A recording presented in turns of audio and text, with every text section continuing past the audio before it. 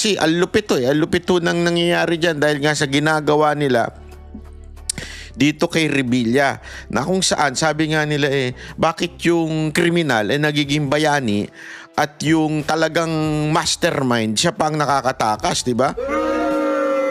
Hindi tama hindi tama yung nangyayari na yan at marami ho ang nagrereklamo at marami ho ang nagagalit dyan sa Cavite. Panoorin po muna natin to bago po tayo pumunta doon sa issue.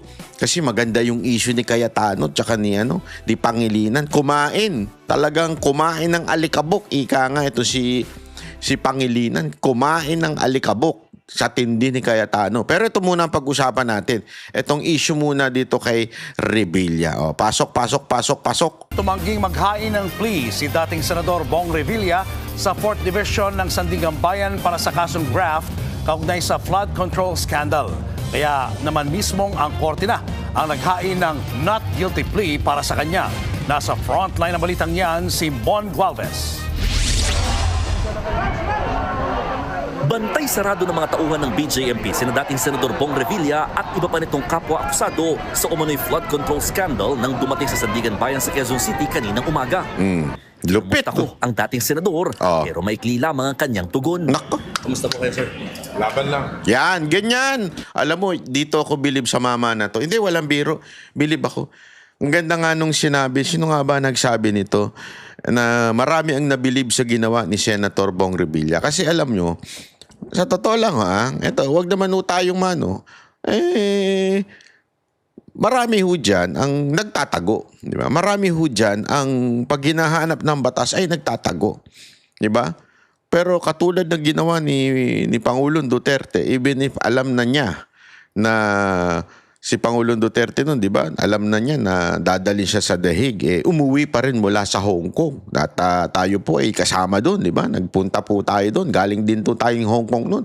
Kaya nakita natin yung tension before going home from sa Pilipinas noon, nung nandun kami sa Hong Kong. And everyone is advising him to stay a while, stay and think for another day. Pero hindi, sabi ni Pangulong Duterte, uwi ako. Kinabukasan umuwi. Dapat nga, gabi pa umaga, uwi na siya. Talagang hinarap niya kasi alam niyang wala siyang ginawa. Di ba? Eto rin si Senator Bong Revilla, alam na niya lalabas na yung warrant. Ilang beses bang sinabi, ba may makukulong, may alam naman natin, hindi makukulong si Romualdez. Protektado yan. Lalong-lalo naman di makukulong si BBM. So alam na natin yan. Itong tono ng ombudsman, tono ng DOJ, laging si Bong Revilla. Kasi nga naman, nakulong before, so easy target siya. Yan ang ginawa sa kanya siguro parang iniisip nila, natin to, isakripisyo natin itong kaibigan natin na si Bong Revilla. Dalawang matatamaan nito. Una, yung Cavite mapupunta na sa Rimulya, which is alam naman natin kung gaano kaganid sa kapangyarihan ng mga Rimulya. At remember, Rich Boat City ang Cavite. Yan pag nakuha nila ang Cavite sa 2028 panigurado, paya nilang ipanalo yung kanilang kandidato diyan. Talagang babrasuhin nila yung election diyan. So, hitting two birds in one stone. Pangalawa, di ba? Ano yung pangalawa na yun? Siyempre, artista yan. Nakulong na dati. Magiging tampulan ng batikos yan. Bashing yan. Di ba? Pagka ginanyan ka, magiging tampulan ka talaga ng batikos ng social media. At iniisip nila dahil doon, makakalimutan na natin ang kawalang niya ni Romualdez. Makakalimutan na natin na si Romualdez at si Zaldico ang siyang pinuno noon nung panahon na merong tinatawag na pinaka-corrupt na budget sa ating bansa, yung 2025. Alam natin ang nangyari dyan, di ba? Sabi nga nila, sa BICAM, tapos dun sa small committee, sino ho ba yun? Walang iba kung hindi si Romualdez po yung namumuno nung time na yun. So, alam ng lahat na ang talagang big fish, not just for the sake of using big fish, pero kahit to bata alam ho na pag sinabing big fish malaki. 'Di ba? Hindi lang sa kasalanan, malaking tao din. Ang bihirang buhay. 'Di ba ho? So ano ibig ko sabihin? Doon pa lang malalaman mo na kaagad Doon pa lang malalaman mo na mga kababayan na talagang meron hong plano ho sila. Kaya nila ito si Revilla. At even if na alam na niya na ikukulong siya, gagawin siyang sacrificial lamb ng gobyernong ito at sasabihin, tingnan nyo na, kahit kakampi namin, ipakukulong namin. Yan ang kanilang pinupunto Di ba? Pero hindi yan ang gusto natin. Ulo ni Romualdez ang gusto natin, hindi Revilla. At hindi rin Bong Revilla, kung hindi Bongbong Marcos ang gusto nating makulong. Bakit itong si Revilla? Nananahimik sa kanto. Di ba?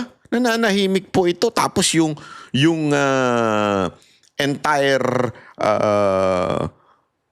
na mga tiwaling opisyal ng DPWH, sila pa ang bayani. Sila pa ngayon ang ginawang state witness. Saan ka nakakita ng ganun, di ba? Katarantaduhan talaga Diyan mo malalaman talaga na there is something wrong with these people. There is really something wrong with what is happening in our country. So, ewan ko, panoorin niyo to. Senador Bong Revilla sa 4th Division ng Sandigan Bayan para sa kasong graft kaugnay sa flood control scandal. Kaya naman mismong ang korte na ang naghain ng not guilty. Tumangging maghain ng pleas nagre-replay kaugnay sa flood control scandal. Kaya naman mismong ang korte na ang naghain ng not guilty plea para sa kanya. Nasa frontline ng balitang yan si Mon Gualvez. Bantay sarado ng mga tauhan ng BJMP sina dating Senador Bong Revilla at iba pa nitong kapwa-akusado sa umano'y flood control scandal nang dumating sa Sandigan Bayan sa Quezon City kaninang umaga. Kinumusta ko ang dating senador pero maikli lamang ang kanyang tugon. Kumusta po kayo, sir? Laban lang.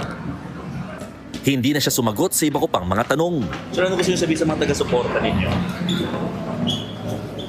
May prayer rally kagabi, sir, sa Cavite.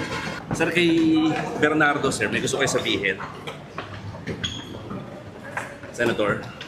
Ang kulit kasi ninyo. Kung hindi naman kayo si Raulo rin Si Revilla. Ngayong araw dapat ang arraignment o pagbasa ng sakdal sa dating senador at isa pa nitong kapwa-akusado na si Juanito Mendoza sa 3rd Division ng Sandigan Bayan. Kaugnay yan ng kasong malversation of public funds na may kinalaman sa 92.8 million pesos na ghost flood control project sa Bulacan. Grabe, Pero sa pangalawang pagkakataon, ipinagpaliban ito ulit ng korte.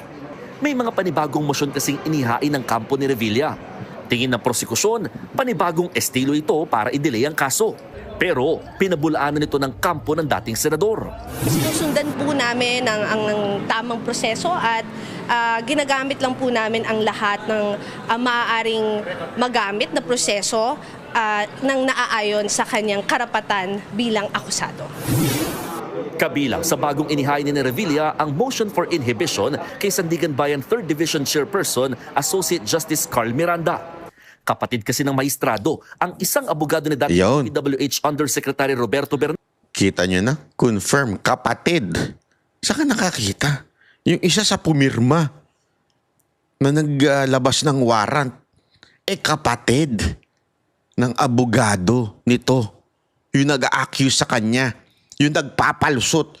Yung umamin na siya ay nagnakaw. Tapos naging state witness. Bakit? Nagturo ng iba. Di ba? Ang linaw nung paliwanag po ni Topacio dyan Pinaliwanag na natin dito yan Hindi pwedeng gagawa ka ng krimen. Diba? Gagawa ka ng krimen. Halimbawa, magnanakaw ako ng ginto ni Boss Dada. Alam mo naman si Boss Dada. Napakaraming ginto niyan, di ba? Magnanakawin ko yung ni Boss Dada, yung ginto niya. Tapos nung nahuli ako, alam mo ginawa ko? Para hindi ako ang kasuhan at maging state witness ako, tinuro ko si Jay. Si Jay talaga yun Di ba? Si Jay yung nagnakaw. Sabi sa batas merong tawag dyan Yung Latin na tinatawag dyan at sinasabi, hindi pwedeng ganun. Hindi pwede. Kailangan meron kang ebidensyang ilalabas. May collaborating witness ka pa. Hindi pwedeng basta ka lang magtuturo. It will not stand as an evidence, enough evidence to convict a person. Pero ano ginawa ng DOJ? Ginawang state witness.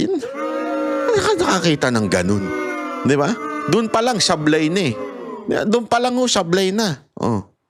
Tapos eto pa, yung witness kuno, di ba? Yung naging state witness kuno na si Bernardo, na totoong may kasalanan, totoong umami na may kasalanan.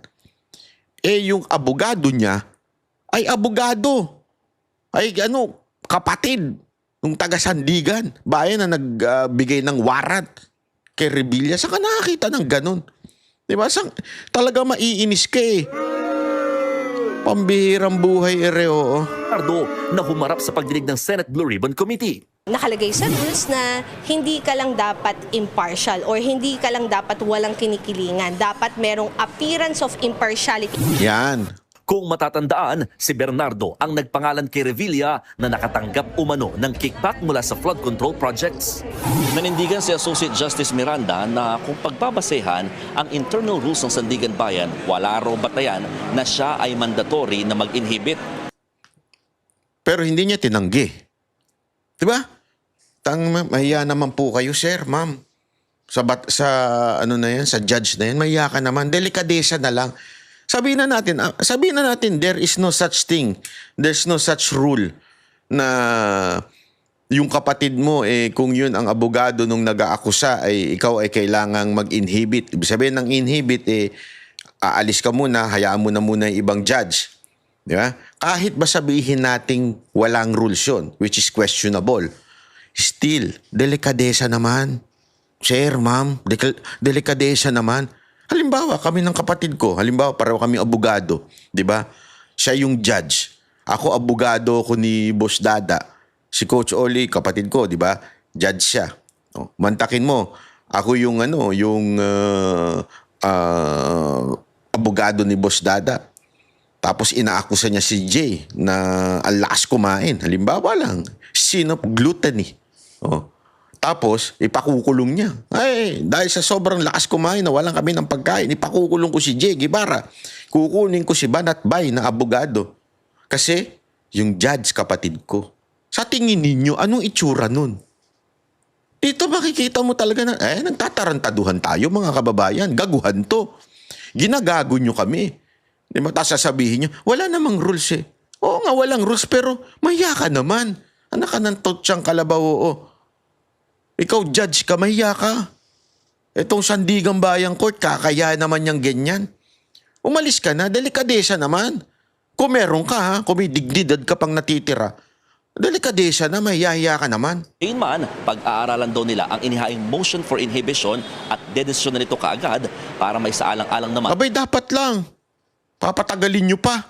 Halata nang niluluto yan. Lutong-luto na eh. Alam mo, lutong-luto na ito. Obvious na obvious yung ginagawa nila kay Bong Revilla. Diversion dun sa tunay na mastermind. Plus, itong mga ganito, talagang ito'y halatang politika lang sa Cavite. Kita nyo yung pangarap ng tarantadong yun? Nakita nyo yung tarantadong yun? Hindi ko na lang sasabihin kung sino yung tarantadong yun. Ha? May pangarap maging presidente. Sige nga, hindi pa... all dots, ika nga point to that direction. Para talaga basagin si Bong Revilla. Yurakan, dumihan, para magalit ang Cavite. Na alam natin, hawak nung tarantado na yun na gustong tumakbong presidente. Saan ka nakakita ng ganun? Lahat dikit-dikit doon, lahat nakaganon. Halatang halata namang luto yan. Sabi nga sa basketball, lutong Macau. Hindi ko alam ba't tinawag na lutong Macau sa basketball. Ang tiwala ng taong bayan sa sistema ng hudikatura. Nireset muli ang arraignment ni Revilla at Mendoza sa February 16. Habang naghain naman ng not guilty plea ang 5 iba pang akusado sa kaso na pawang mga dating opisyal at empleyado ng DPWH. Pagdating naman sa kasong graft, tumangging maghain ng plea si Revilla sa 4th Division ng Sandigan Bayan. Kaya korte na. Alam mo ito diyan pa ako believe Kasi pag ikaw nag-ahin ka ng guilty plea o guilty bargain, parang ganon, sinasabi mo, sige, aamin na ako dito para bumaba yung sistensya ko. Malamang palayain pa siya, di ba? Kasi yung isang kaso lang naman niya yung non-bailable So pag umano siya ng not guilty dyan, ibig sabihin, tinatanggap ko, so makaka-bail siya. Pero hindi Alam mo yun, dito literal ginigipit. Dati, isipin nyo, bakit dati inilagay dun sa Krami? But this time, pinahihirapan talaga. Doon talaga sa kulungan. Pinahihirapan, sinusubukan biyakin ito si Superman. Di ba? Sinusubukan nilang biyakin tong mama na to. Para talagang syempre, pagka pag guilty plea ka, bababa ang insistensya mo, baka makalabas ka. Pero at the same time, yung sa tao, kita nyo na, di ba, sabi ko sa inyo, meron kaming big fish na may kukulong, umamin na, guilty, Pero dahil nga sa may paninindigan to, alam mo, sorry ako para sa akin yung pagsuko niya, umangat ang respeto ko. Yung ganito niyang not guilty plea, umangat lalo. Alam ko yan kasi nga sabi ko nga sa inyo, sa dami ng kasong aking kinaharap lahat ng pasikot-sikot dyan, syempre pinapaliwanag ko sa abogado ko. Sabi ko, paki-explain nga sa akin lahat yan, mga terms dyan, mga mangyayari dyan. Kaya alam ko yung mga ganyan sabi ko, lupit nitong maman to, talaga nanindigan siya. Di ba? Hindi, tayo naman nanindigan din dahil yung kaso natin, lahat ng kaso natin, dismiss. Ang naghain ng not guilty plea para sa kanya. Nag-file nga kami ng motion to quash information. So ano yung sabihin nun? Kine-question yung legality or validity ng information. So we are just maintaining that position. Direktang not guilty plea naman ang inihain ng dalawang iba pang akusadong sina RJ Dumasig at Juanito Mendoza. Sa February 19, itinakda ang pre-trial ng kaso. Ang mga taga-suporta naman ng dating senador nagtipon sa labas ng Sandigan Bayan. Git nila, si dating Yusek Bernardo raw ang dapat managot at hindi si Revilla. Ganito rin halos ang tema sa ginawa nilang prayer rally. Grabe, kita nyo? Kung corrupt, magkakaganito ba? Napakatangan nyo naman. Ito'y talagang grabe sa dami ng tao daw dyan sa Cavite. Kasi sabi ko nga sa inyo, wag ako ang tanungin ninyo. Ang dami kong kaibigan sa Cavite o kahit nga ilan ng membro ng Banatero sa Cavite. Talagang tinatanong ko sila ano ba talaga? Totoo ba? Maayos ba itong si Revilla? Sino ba talaga ang tolongges dyan? Isa lang yung sagot nila Alam na natin lahat yun. Diba? Alam na natin kung sino tolongges dyan sa Cavite. Diba? Bakit pa aanuhin mo yan? Alam na ng tao yan. Gago! Sa Cavite, doon iginit ng misis ni Revilla na si Bacoor Representative Lani Mercado Revilla na malinis sa konsensya ng kanyang mister. Yun. Masakit at higit sa lahat, nakakagalit. Alam ko yung pinagdadaanan ni Madam Kasi kakampi mo ito. Kakampi mo yung administrasyon. Kakampi mo si Marcos. Tapos nilaglag. Una, alam nyo ba na nilaglag yan sa eleksyon? Nilaglag yan itong nakarang eleksyon. Hindi matatalo si Bong Revilla. Maniwala kayo sa akin. Luzon, Visayas at Mindanao, hindi matatalo yun. Napaka-imposible. Inendorso pa yun ng INC. Hindi talaga siya matatalo. Whether you like it or not, malakas talaga yan. Dati nga yan ang pinaplanong patakboy ng presidente nun Malakas po talaga itong maman to. At pangalawa, maayos talaga magtrabaho ito. Minsan kasi, tanda natin marami sa inyo nanlalait dahil, na natin to, let's deal with the elephant in the room. Alam natin, pag nagrarally, sumasayaw siya ng budots. Because that's how the Filipinos are, alam mo yun, na-entertain, especially on the rally, tapos doon sila na, But, sa totoo lang, if you would check his record, being a senator, being a public official dyan sa Cavite, maganda ang record niya. Talagang nagtatrabaho.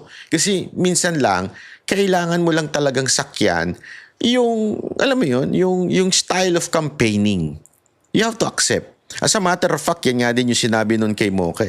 Kasi si Mocha nung unang simula niya, sinasabi sa kanya is, seryoso si Mocha. Kasi sinabi sa kanya, wag ganyan. Kasi hindi ganyan maano ang tao. Alam na natin na you are serious in serving the people. Alam na natin ang motibo mo ay maganda. Pero before going to that service, you have to do yung ganyang klaseng campaigning. Kasi yun ang nagkiklik sa tao. But it doesn't mean that's who you are. It's just a matter of how you approach. Kasi it's like making a deal, a negotiation. Diba? Sa negotiation, hindi naman yung uupo ka, yung kapartner mo na kaka-negotiate mo, tara, pag-usapan natin ang negosyo. Hindi ganun. Pag nag-negotiate ka, aalamin mo muna ano ba trip nito. Trip ba nito uminom? Trip ba nito ng bababae? Alam mo, pangit man pakinggan, but that's the truth. Diba? Sa Japan, ginagawa yan, negotiating. Sa ano kaya ang trip nito? Kung ang trip nito, mountain, you have to know it kung ano yung trip nung kausap mo. For you to be able na maipasok yung agenda mo, yung gusto mong mangyari, kailangan mo munang sakyan yung trip ng tao na kausap mo. It's the same thing with campaign. Before mo magawa yung gusto mong gawin, pag ikaw na upo na, kailangan mo munang makarelate doon sa mga tao sa baba. Alamin mo muna, ano ba trip nila? Pag nakarelate ka na, that's the time, ipasok mo na yung gusto mong sabihin. Gusto mong gawin dyan sa bayan mo. Ganun talaga eh.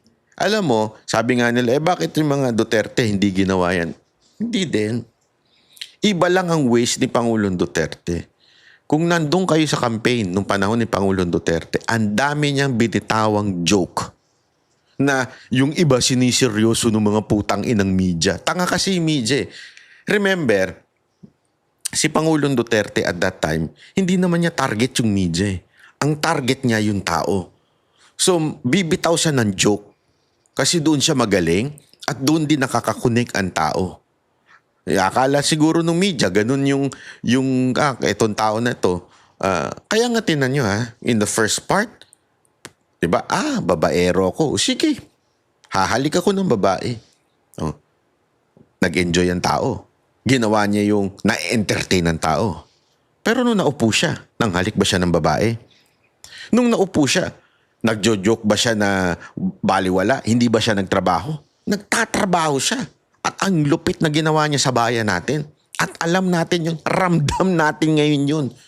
Na itong Pangulong to, si Rodrigo Roa Duterte, talagang nagsilbi sa bayan to the point, gumanda ang ating peace and safety sa ating Pilipinas. Ang ating mga negosyante naging kampante, dumaming investment, maraming napagawa na infrastructure. Diyan ka nakadama ng pagbabago eh. But remember, during the campaign, it started with jokes, started with silly things, di ba? Na parang ginagawa ba yun ng presidente? Hindi, kumunik muna siya. So what's my point? Ganon din naman to si Revilla. Kaya hindi ako nagko-comment dun sa mga inaasar siya, nagbubudots-budots. Alam mo, pumunta ka sa kampanya. Halos lahat kumakanta. Lahat nga ng politiko pagka-campaign, lahat ng politiko during the campaign nagiging entertainer. No? Walang biro. Lahat. Kaya nga napaka-plastic. Kung aakusahan lang natin to isang tao na to, nagbudot siya. Iba nga kumanta. Sumayaw. Di ba? Pero may nagawa naman nung naupo. So that's my point. So anong ibig ko sabihin nito? Etong tao na ito, kung ito magnanakaw, kung ito talaga ay masamang public official, people will not talagang support this person. Kita niyong suporta sa kanya ngayon kahit ginigipit siya. Sabi ko nga sa inyo, mali kayo. Baka dumating ang pagkakataon pag ito tumakbo ng mas mataas na posisyon, patay kayo, maniwala kayo. Ang kanyang pagdurusa ay hindi bunga ng pagsuko sa isang kasalanan, kundi isang pagsuko sa sistemang pumayag sa kawalan ng hustisya. Nagbabalita. So ayan po mga kababayan, sana po ay maunawaan natin ito. Alam nyo ako, sabi ko nga sa inyo kilala nyo ako, si Banat Bay ako. Pag tama talaga pinapalakpakan ko. Pag mali, binabanatan ko. And hindi ako yung tipo ng taong basta-basta lang pagdating ho sa panghuhusga. Hindi ako yung tipo ng vlogger na kung ano yung agos sinasakyan ko. Sabi ko nga sa inyo gawain na po ko ito at maging ang mga banateros na kumontra sa to go against the wave o yung maging against kami doon sa mga tao na sa tingin nila tama sila pero in reality mali talaga. Eto, maraming pang nagsasabi dyan na kita nyo na, pangalawa niya na yan, bla bla bla bla. Hindi po, sabi ko sa inyo, alam ko ho yung nangyari. Alam ko, nung nakulong siya dati, it is because of Aquino. Alam na natin yan. I will not go through it kasi patay na yung presidente. Pero dahil kumontra siya sa kagustuhan ni Pinoy noon, kaya siya nakulong. Kaya nga na-acquit eh. Acquitted po siya. Alam niyo sabihin na acquitted? Not guilty. Iyan po ang sinabi ng court. And yet, at that time, grabe yung akusasyon sa kanya. Siyempre, yellow propaganda ba naman? Alam niyo naman ang yellow propaganda eh. Yan ang pinaka-hayop sa propaganda. Mga hayok yan sa propaganda. Ito mga dilawan eh. Pinalabas talaga siyang sobrang sama. Diba? Ganun ang ginawa sa kanya. And yet, eventually, lumabas siya. Bakit? Sabi ng korte, asan ang ebidensya nyo? Wag nga. Wala. Walang kwenta yung ebidensya na inakusa sa kanya. This time, umuulit na naman. Kasi nga, easy target siya eh. Yeah? Kaya sabi ko sa inyo, pag-aralan nyo na mabuti ito, maniwala kayo sa akin.